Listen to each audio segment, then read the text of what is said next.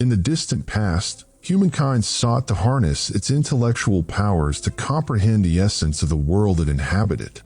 Thus, the earliest philosophers proposed that the material universe was composed of four fundamental elements: earth, water, air, and fire.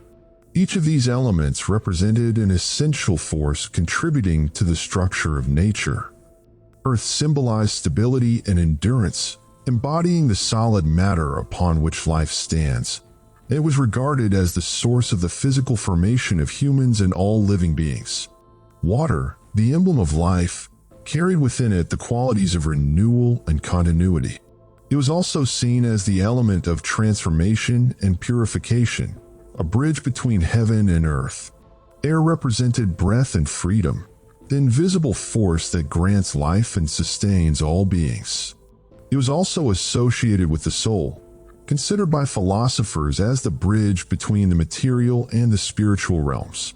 Fire, meanwhile, symbolized energy and transformation, a dual force that both warms and illuminates, yet has the power to destroy and consume.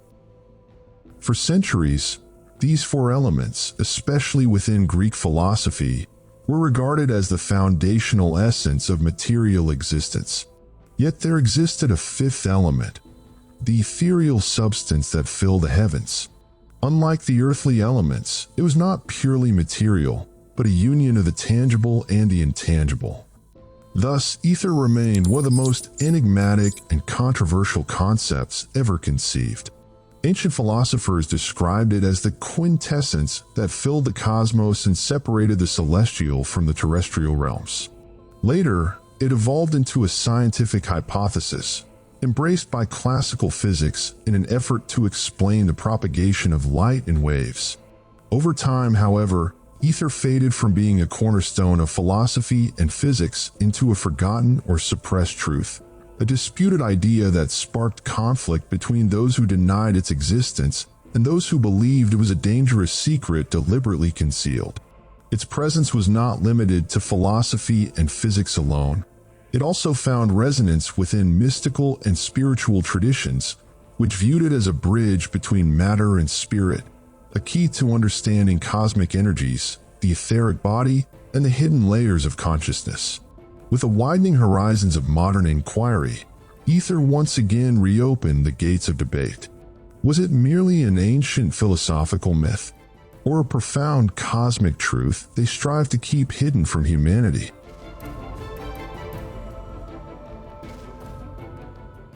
Since its emergence, the concept of ether has been intimately tied, as we have noted, to ancient Greek philosophy. It was Aristotle who articulated the idea of a fifth element, the supreme essence that fills the cosmos, distinct in nature from the four earthly elements: earth, water, air, and fire. To Aristotle, ether was a divine and immutable substance, untouched by decay or transformation. It permeated the celestial spheres and was the force that moved the heavenly bodies in their eternal orbits. This Aristotelian vision resonated deeply within Hellenistic philosophy and later within Islamic philosophy, where it was reinterpreted through a metaphysical lens. Among those who expanded upon this concept was Ibn Sina, one of the earliest thinkers to reframe the notion of ether within a comprehensive philosophical system.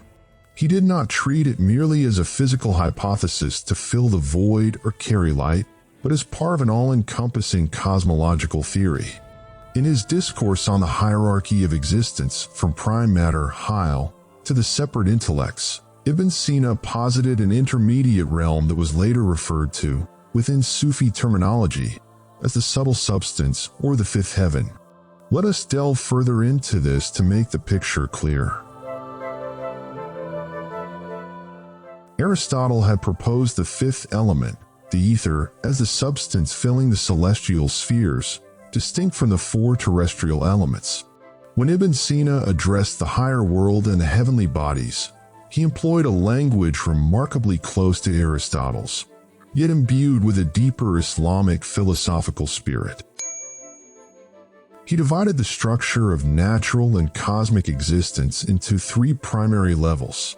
The first level, the Heil, prime matter. This term, inherited from Greek philosophy and reformulated by Muslim thinkers, refers to a purely potential substance, one that has no independent existence and no form of its own. It is like a hidden foundation that receives every form, thus becoming the material essence of all things. Both Al-Farabi and Ibn Sina affirm that Hayal is a potential, not an actual substance, capable of assuming various forms, just as what may become a chair, a bed, or a chest. In essence, it is the receptacle that derives its identity from the form that inhabits it. The second level, the celestial souls, souls of the spheres. These are not souls in the common sense, but rather simple spiritual essences bound to the celestial spheres, directing and moving them much as the human soul governs the body. Thus, the motion of the heavens is perfect and harmonious, for each sphere possesses a soul that propels it in a precise circular motion. These souls are subordinate to the separate intellects and draw their being and influence from the active intellect, the 10th in the philosophical hierarchy. As noted, this idea has its roots in Aristotle's cosmology, yet Ibn Sina refined it by introducing the concept of separate intellects. And since the celestial soul is by nature rational, its motion exerts subtle influences upon human souls, a process that Ibn Sina explained as the transmission of forms and intelligibles through the active intellect. In spiritual contexts, this was later interpreted as the celestial and astrological influences that the heavenly bodies exert upon mankind. Before moving on to the third level, the celestial body, the fifth essence or the ether, which lies at the very heart of our subject, it is essential to first clarify the concept of the intellects. It must be noted that discussing philosophical theories and metaphysical doctrines is among the most challenging tasks one can undertake, particularly when the goal is to condense complex ideas without losing clarity or exhausting the listener's attention. Such topics demand not only profound concentration, but also a rare kind of awakened understanding. The doctrine of intellects in Ibn Sina's philosophy stands as one of the cornerstones of his metaphysical system. Drawing inspiration from both Aristotelian and Neoplatonic thought, Ibn Sina wove these ideas into a coherent structure to explain the order of the cosmos. His reasoning begins with the assertion that God is the necessary existent by himself. That is, his existence is eternal, self-sufficient, and without cause. From this necessary being, existence emanates in a descending chain of intellects until it reaches our material realm. Imagine, for simplicity, a series of lamps connected one to another, each transmitting its light to the next. Ibn Sina called this hierarchy the separate intellects, meaning immaterial intelligences arranged from the first intellect down to the 10th. The first intellect emanates directly from the necessary existent. It comprehends itself and its divine origin. From its contemplation of God emanates the second intellect, and from its contemplation of itself emanates the first heaven, the primordial or outermost sphere, the grandest of all celestial orbs, carrying within it the stars that revolve in perfect harmony. From the second intellect flows the third, and from the third the fourth, and so forth, in a continuous procession where each intellect generates a lesser intellect, a celestial soul, and a physical sphere, until the sequence culminates in the 10th intellect, known as the active intellect. This active intellect is the closest to our world. It endows human souls with universal forms and intelligible concepts such as justice and goodness. In this sense, it serves as the intermediary between the celestial realm and the human mind, the bridge through which we receive the light of reason and knowledge. Thus, for Ibn Sina, the celestial bodies were not merely physical entities moving through space, but were animated by heavenly souls governed by higher intellects.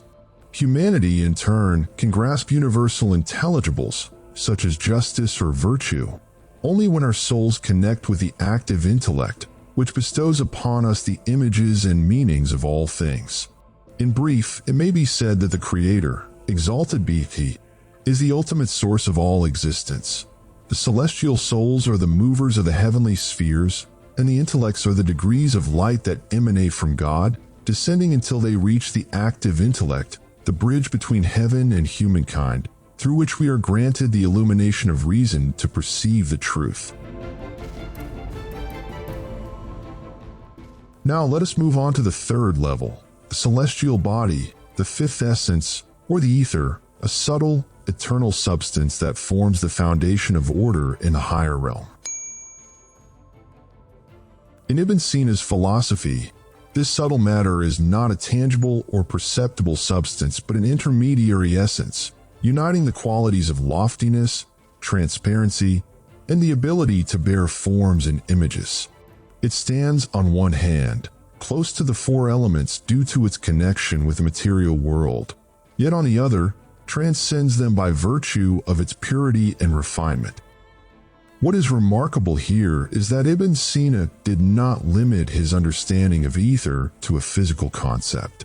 He endowed it with a spiritual dimension, considering it a medium between dense matter and the active intellect, a bridge or channel through which intellectual forms and divine inspirations flow from the celestial intellects into the human soul. This interpretation gave ether a profound metaphysical significance, later reflected in Illuminationist and Sufi philosophies. For instance, Shihab al-Din al-Shirawardi reinterpreted the notion of subtle matter as a luminous existence, a realm that unites density and subtlety, materiality and immateriality within a single ontological spectrum. Returning to the four elements, Ibn Sina assigned them a limited role in the construction of the material universe. He did not consider them sufficient to explain the harmony of the cosmos. Hence, he postulated the existence of this fifth essence, the ether or the fifth heaven, which preserves balance, accounts for the regularity of celestial motion, and enables the transmission of influences from the higher realms to the terrestrial world. Such a refined conception brings ether closer to the idea of a cosmic spirit rather than a mere material element, a living essence that some mystics perceived as the mover of all elements, the foundation in which all cosmic forces converge, and a mirror reflecting the soul's ascent toward perfection.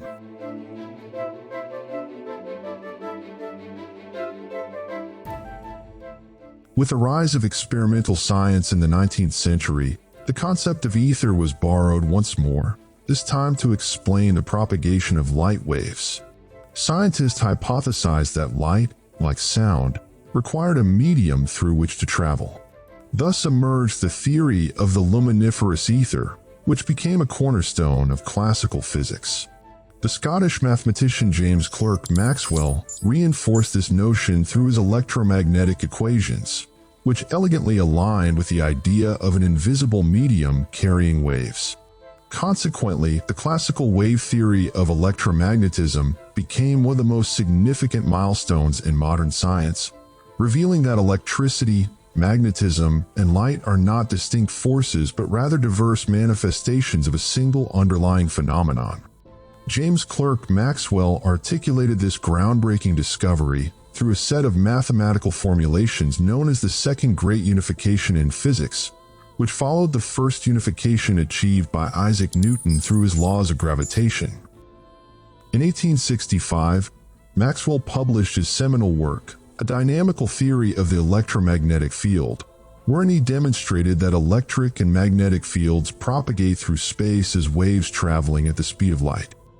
From this, he concluded that light itself was nothing other than an electromagnetic wave, hypothesis that had earlier been envisioned by Michael Faraday, one of the greatest figures in the history of physics and chemistry, often hailed as the father of electromagnetism. Though Faraday lacked formal academic training, he possessed an extraordinary gift for experimentation and observation. Through his investigations into electricity and magnetism, he discovered that there existed lines of force, fields extending through space around electric charges and magnets. From these observations, he hypothesized that light, electricity, and magnetism might be interconnected manifestations of a single underlying force. He went further still, proposing that light itself could be a form of vibration within an electromagnetic field. Yet, lacking the mathematical tools to formalize this concept, Faraday left it as a visionary speculation until Maxwell arrived to express it with precision. Through his equations, Maxwell proved conclusively that light is an electromagnetic wave, and that electricity, magnetism, and light are three facets of one unified phenomenon. This elegant unification of light, electricity, and magnetism paved the way for the prediction of radio waves, which would later ignite the revolution of modern communications. However, here lies the turning point. Maxwell's equations were built upon a fundamental assumption: the existence of the ether, the medium through which these waves were believed to travel. Without it, the very framework of existence seemed incomplete, like an ocean without water. What followed plunged the scientific community into profound confusion, a perplexity that arguably still echoes to this day. In 1887, a Polish-born physicist named Albert A. Michelson collaborated with the American physicist and chemist Edward W. Morley to conduct one of the most pivotal experiments in the history of modern physics, an experiment that came to be known as the Michelson-Morley experiment. Their work was founded upon the prevailing belief, rooted in Faraday's insights and Maxwell's equations, that light behaved as a wave. And since all waves require a medium to travel through, as ocean waves require water and sound requires air, there must exist a subtle, all-pervading medium through which light moves, the luminiferous ether. Although this medium had never been directly observed, its effects appeared, at least theoretically, as evident as sunlight in the very equations of classical physics. It was conceived as an ethereal, transparent, nearly massless substance, omnipresent throughout the cosmos, the vast ocean in which light waves were thought to swim. Well then, if the ether truly exists, the Earth, hurtling around the sun at tremendous speed, must inevitably move through it, creating what would resemble ether winds, much like how we feel the rush of air when driving swiftly in a car. Accordingly, one should be able to detect variations in the speed of light depending on the Earth's direction of motion through this ether. Based on this principle, Albert A. Michelson and Edward W. Morley sought to test the existence of the ether.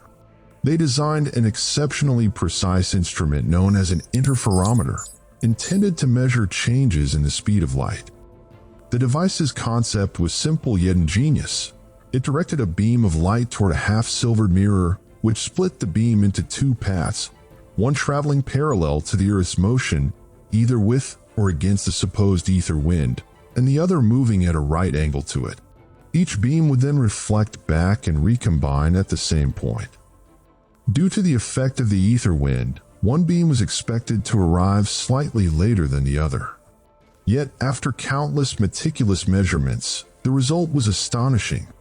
No difference was found in the speed of light, even when the apparatus was rotated in various directions. Light, it seemed, traveled at the same speed in all directions, regardless of the Earth's motion. This outcome sent shockwaves through the scientific community, particularly as it confirmed the results of an earlier experiment conducted by the British astronomer George Biddell Airy in 1871, famously known as Airy's failure experiment. It is important to note that the term failure here does not imply a flaw in execution, quite the contrary. Airy's experiment was brilliantly designed and is considered one of the classical experiments conducted before and during the ether controversy. It merely failed to confirm the ether's existence, the very goal for which it had been devised. Airy's experiment was based on an earlier discovery by the astronomer James Bradley, who had identified a phenomenon known as stellar aberration. When observing a distant star, its apparent position in the sky seems to shift slightly throughout the year. The classical explanation held that the Earth's rapid motion around the sun caused this apparent shift, as the light rays entered the telescope at an angle, much like raindrops striking your windshield while driving, appearing to slant toward you even though the rain itself falls vertically. From this, Airy hypothesized that if a telescope were filled with water, the medium would slow the speed of light due to its refractive index. If the ether truly existed, this should alter the observed angle of stellar aberration. Yet when Airy conducted his experiment, he found no difference in stellar aberration. Whether the telescope was filled with water or air, the angle of aberration remained constant, unaffected by the medium through which the light passed inside the telescope. Thus, Airy's experiment, followed by the Michelson-Morley experiment, created a profound dilemma that perplexed scientists for a long time and plunged them into an intellectual crisis. These experiments presented only two possible conclusions. Either the ether does not exist, which would invalidate Maxwell's equations, the entire framework of electromagnetism, and all the scientific achievements built upon them, or the Earth is motionless. Both possibilities were, of course, extremely difficult for the scientific community to accept. And so they remain in confusion and debate until the renowned German physicist Albert Einstein arrived with what was hailed as a brilliant solution. This solution was not merely presented as a speculative philosophical idea riddled with inconsistencies, but was soon imposed upon the world as a definitive scientific truth, an almost self-evident principle.